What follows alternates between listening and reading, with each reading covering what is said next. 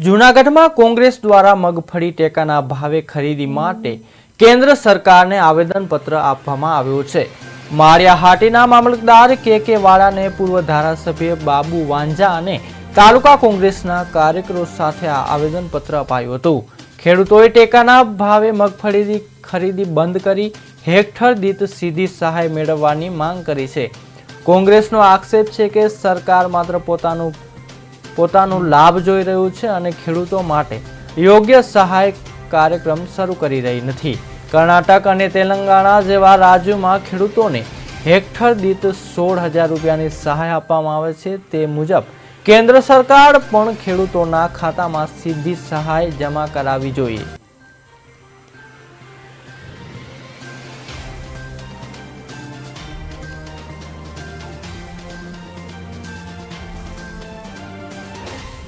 टका 70 मण मगफड़ी ले छे एने बदले सरकार से 300 मण लिए अने ए 300 मण लिए तो पण थोड़ी खेडूतोने राहत मळे एम छे अने ए राहत मळशे तो खेडूतो पोतानुं कंईक जीवन निर्वाह ए उपयोगी थशे अने एना माटे सरकारे आ 300 मण मांडवी लेवी जोईए एवी हूँ रजूआत करूँ छूँ। अने अमारा आगेवानो वती आपणे सौ माळिया तालुकोने आखा गुजरातमां जे वस्तुनी जे जरूरियात है ये वस्तु ने पूरेपूरो भाव मळे एवी अमे आशा राखीए सरकार कि गुजरात आम तो सेंट्रल गवर्नमेंट की योजना है कि खेडूतों ना 70 मण जेटली मगफड़ी खरीदवी एवी जाहेरात थई छे।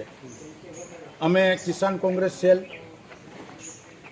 रजूआत करी छे मामलतदारश्री ने कि ओछामां ओछी खेडूतोनी 300 मण मगफड़ी खरीदो त्यारे खेडूतोने तालुका प्लेस पर मगफड़ी आपवा आवू पोसाय एम छे।